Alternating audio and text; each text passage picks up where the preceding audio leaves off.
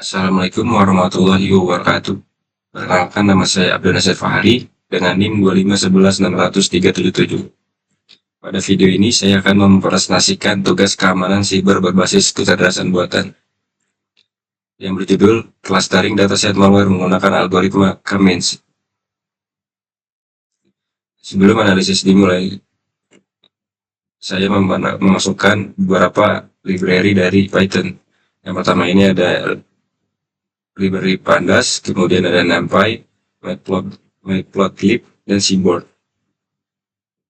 Library Pandas ini digunakan untuk membaca dan mengolah dataset, kemudian yang library NumPy digunakan untuk membantu proses komputasi dataset, kemudian library Matplotlib digunakan untuk membuat grafik atau visualisasi data, kemudian library Seaborn digunakan agar tampilan grafik menjadi lebih menarik dan mudah dipahami. Selanjutnya pada bagian 1, yaitu eksplorasi dataset. Pertama saya membaca dataset menggunakan fungsi Pandas read CSV. Selanjutnya saya akan menampilkan 10 data menggunakan data frame H10. Kemudian saya menjalankan function info untuk menampilkan informasi dataset. Kemudian saya menampilkan missing values. Dan kemudian saya menampilkan statistik deskriptif dan menampilkan distribusi kelas legitimate.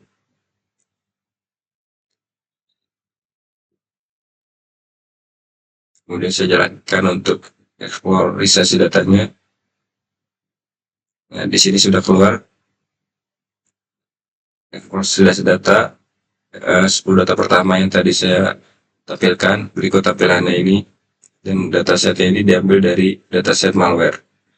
Informasi datasetnya ini berjumlah ranking dengan ranking indeks 137.444 entries dengan data kolom total 9 kolom, dan beberapa field itu ada address of entry point, major linkup version, major image version, major operating system version, DLL characteristic, size of stack reserve, number of section, resource size, legitimate. Dengan memory use 9,4 MB. Kemudian saya menampilkan jumlah baris dan kolom, yaitu dengan jumlah baris 137.444 baris dengan 9 kolom. Kemudian nilai missing values-nya masing-masing yaitu ada 0 dengan tipe data integer. Kemudian menampilkan statistik deskriptif. Di sini statistik deskriptif ini untuk menampilkan nilai minimum, nilai maksimal, nilai rata-rata, dan standar deviasi. Terakhir saya menampilkan distribusi label legitimate. Pada dataset ini nilai 0 berarti malware, sedangkan nilai 1 berarti nilai benign atau file bersih. Malware ini berjumlah 96.526 dan file yang aman berjumlah 40.919. Kemudian selanjutnya masuk ke tahap processing data. Pada penelitian ini menggunakan 4 fitur, yaitu major linkup version, major image version, major operating system version, dan lain-lain karakteristik, dan menampilkan dataset sebelum processing, kemudian memeriksa missing value, menangani missing value, dan menampilkan standarisasi dataset, kemudian menampilkan dataset setelah processing data. Berikut saya running jalankan script ya. Dan berikut dataset sebelum processing. Major linkup version dengan nilai 9, major image version 6, begitu major operating system version 6, dan lain karakteristik 33.088. Missing value pada field clustering ini bernilai 0. Dataset setelah processing bernilai seperti tampilan ini 0,092591. Kemudian dataset setelah pre-processing berjumlah 137.444 dengan 4 kolom. Kemudian masuk ke tahap 3 yaitu implementasi ke means.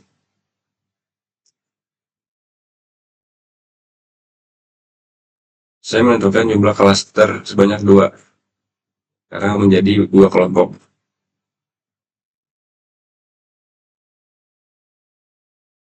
Di sini kita jalankan.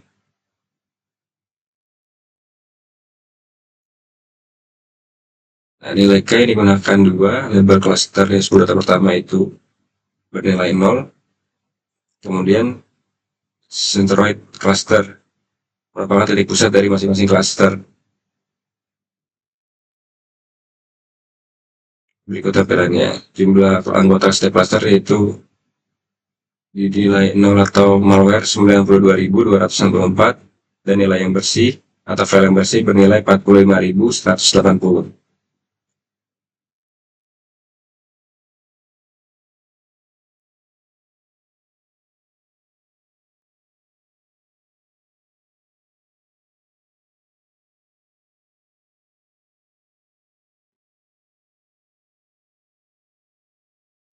Berikut selanjutnya itu di tahap 4 yaitu visualisasi.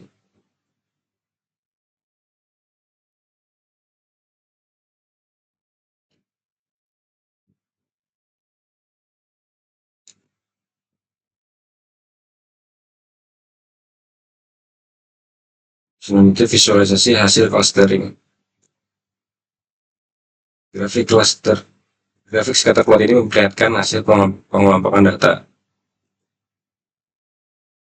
Setiap titik mewakili satu data. Perbedaan warna menunjukkan karakteristik yang berbeda, sedangkan tanda sila merah menunjukkan posisi centroid. Dari visualisasi ini terlihat bahwa algoritma berhasil membentuk 2 kelompok data, walaupun masih terdapat beberapa data yang saling berdekatan. Secara umum, kedua klaster sudah dapat dipisahkan dengan cukup baik.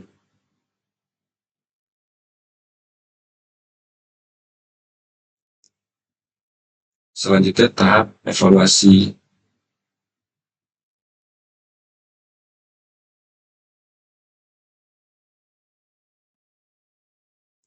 Untuk tahap evaluasi ini menggunakan Silhouette Coefficient.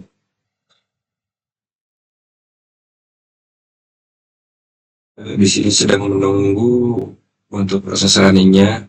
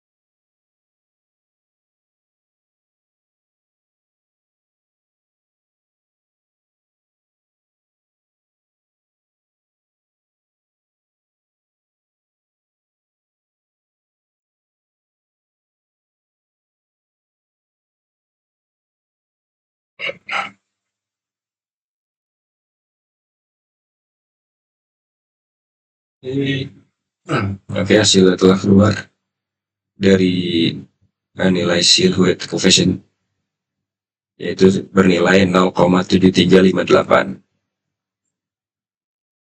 dengan interpretasi sangat baik. Artinya hasil clustering yang dihasilkan memiliki kualitas yang cukup baik. Selanjutnya tahap 6 yaitu perbandingan.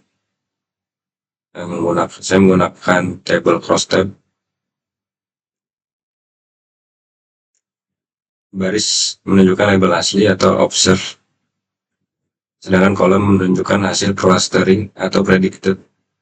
Dari tabel ini terlihat bahwa sebagian besar malware berada pada satu cluster, sementara sebagian besar data beneng atau file bersih berada pada cluster lainnya.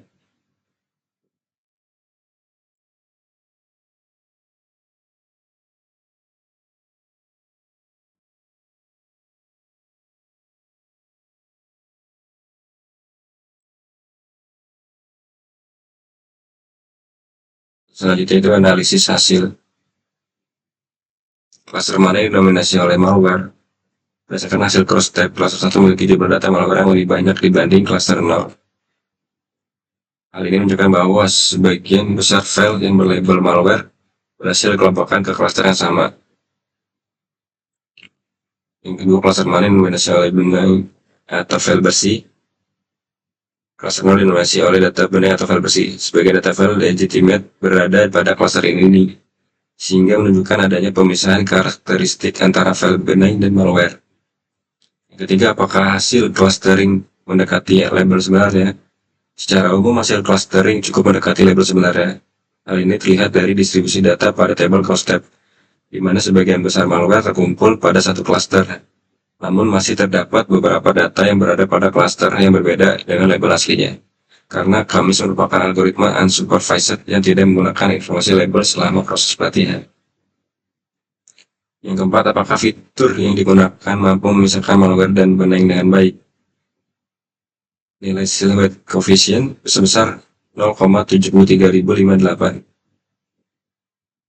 termasuk kategori sangat baik. Hal ini menunjukkan bahwa keempat fitur yang digunakan, yaitu Major Linker Version, Major Emacs Version, Major Operating System Version, dan DLL Characteristic, memiliki kemampuan yang cukup baik dalam membedakan karakteristik file malware dan file benai.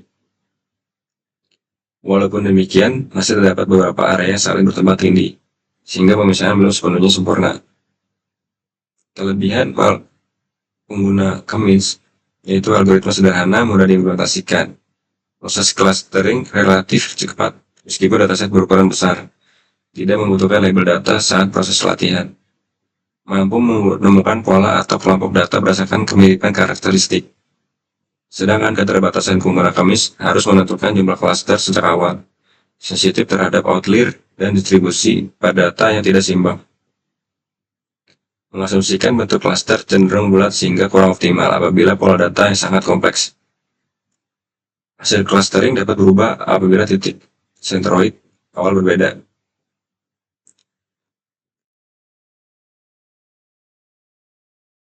Kemudian kesimpulan akhirnya itu, pada tugas ini telah selesai dilakukan proses clustering pada dataset malware menggunakan algoritma Kamis dengan jumlah cluster sebanyak 2. Berdasarkan hasil clustering yang diperoleh, algoritma Kamis mampu mengelompokkan data ke dalam 2 cluster berdasarkan kemiripan karakteristik. 4 fitur yang digunakan yaitu Major Linker Version, Major Emacs Version, Major Operating System Version, dan DLL Characteristic. Hasil evaluasi menggunakan silhouette coefficient menghasilkan nilai sebesar 0,7358 yang termasuk dalam kategori sangat baik.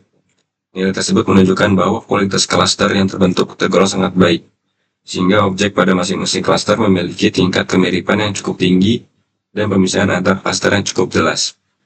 Berdasarkan hasil crosstab, sebagian besar data malware berhasil dikelompokkan pada satu cluster, sedangkan sebagian besar data benai atau file bersih berada pada cluster lainnya. Hal ini menunjukkan bahwa fitur-fitur yang digunakan mampu membedakan karakteristik file malware dan file benai yang cukup baik. Meskipun masih terdapat beberapa data yang berada pada klaster yang berbeda dari label aslinya. Walaupun datasets memiliki ketidakseimbangan kelas, algoritma Cummins masih mampu menemukan pola yang cukup baik berdasarkan kemiripan karakteristik data. Hal ini menunjukkan bahwa metode clustering dapat dimanfaatkan sebagai salah satu pendekatan awal dalam analisis dan deteksi malware berbasis kecerdasan buatan. Secara keseluruhan, berdasarkan nilai weight coefficient sebesar 0,7358 yang termasuk kategori sangat baik ini, dapat disimpulkan bahwa algoritma Cummins dengan K2 cukup efektif digunakan untuk melakukan clustering pada dataset malware ini. Hasil penelitian ini dapat menjadi dasar untuk pengembangan metode deteksi malware yang lebih akurat, misalnya dengan menambahkan fitur lain, melakukan seleksi fitur atau membandingkannya dengan algoritma clustering maupun klasifikasi lainnya. Demikian presentasi yang dapat saya sampaikan. Terima kasih atas perhatian Bapak Ibu dosen. Kurang lebihnya mohon maaf. Wassalamualaikum warahmatullahi wabarakatuh.